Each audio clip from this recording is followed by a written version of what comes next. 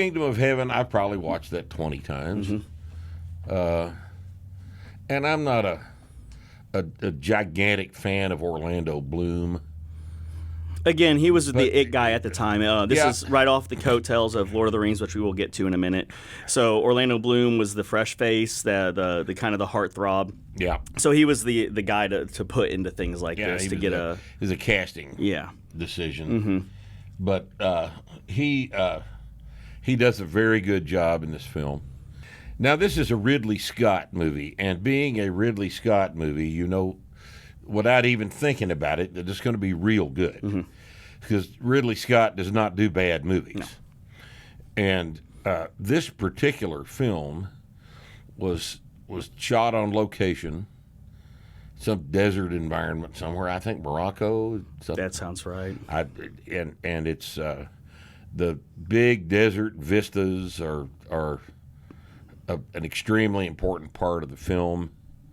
It's like the location is a character. And Eva Green is the love interest in this thing. She was also kind of the it girl at the time. Yeah. She I think right after this, did she do Casino Royale right after this? I think so. They were close together. Yeah. I don't know which one was first. Yeah. But she and Bloom are the two main characters in the thing, and then Jeremy Irons is in it. And I love Jeremy Irons. Lots and lots of other people that are just perfect in the roles that Scott doesn't cast anybody incorrectly. And Edward Norton was an uncredited role as the king. Yes, with he wore a silver mask the whole time because he had leprosy. Yeah. And they didn't want to, at the time they didn't want anybody to see that. So the character wears a silver mask. And you can tell it's Edward Norton by his voice. He has a very identifiable voice. Even behind this mask where it's muffled, you can tell who it is. And the one scene, and it's probably one of my favorite scenes, like single scenes, one of them ever shot. Whenever Edward Norton's character, which king is he? I can't remember the name of Is he Saladin? No. The Saladin is the Muslim leader. The king. Oh, that's right. Yes, that's that guy. Oh, fantastic. That was a fantastic piece. When Edward Norton's character and him meet on the battlefield to try and figure out what's going on, right? And, right. And all the Christians are ready to kill all the Muslims. All the Muslims are ready to kill all the Christians. What I like about it is it shows how much common sense these leaders have. Yes. Saladin, his people were killed. He had to react. He had to respond. Right. And when Edward Norton's character, they come up and they say their hellos, and then, what does he say? He says something like, "If you don't leave, we will all die here." Right. We're all going to die. We're all going to die. And then we don't figure this out. We're all going to die. Yeah. And then he finally says, "I'll punish the guy responsible," and then they both part ways. I absolutely love that scene and how they depicted the leaders.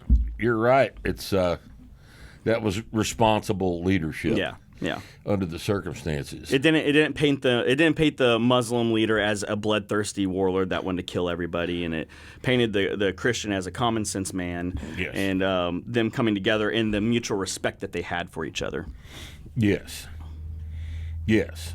Which at the time, this is the 13th century, I believe, is when this is said. At the time, leaders were more personally involved in conflict than they are now. They kind of had to be on the battlefield with their men, or they couldn't lead.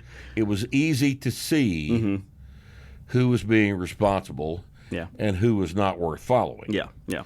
So it was a different standard at the time. I mean, can you imagine Barack Obama in a battle? No, you can't. That's not what would occur. Yeah. Yeah. So under these circumstances, those two characters were played beautifully. One, the Salahuddin was played by a Syrian actor whose name I can't remember right now, but it was a brilliant piece of acting, and he looked the part. Oh God, this was a fabulously costumed movie, and the weapons and accoutrements were just perfect. Everything about this movie. Whenever Saladin is talking to Orlando Bloom at the very end, how he still speaks to him with respect. Yes. He could have just killed him, walked in the city, and killed everybody else, but they still made a deal. Yeah. It was really well shot, really well written. And then we got to talk about the actual director's cut versus the theatrical release. So there's an entire subplot cut out. 45 minutes longer. The director's cut is the only one to watch because once you see the director's cut, then you understand how a bunch of stuff in the theatrical release doesn't really make any sense. Yeah. A whole nother subplot enters into the film in the director's cut that is it makes it much more complete and much more satisfying to just understand why these people are doing the stuff. Yeah, and that goes to show like how producers just want to film in the movie theater that people could go in and within an hour and a half, hour and 45 minutes be out. They don't really give a shit about the movie itself. They just need to fill seats and get them out. No, they're filling seats. And if you can get an extra showing of the film in every day, then that makes more money too. It does, yep. And but the director's cut is the one to watch.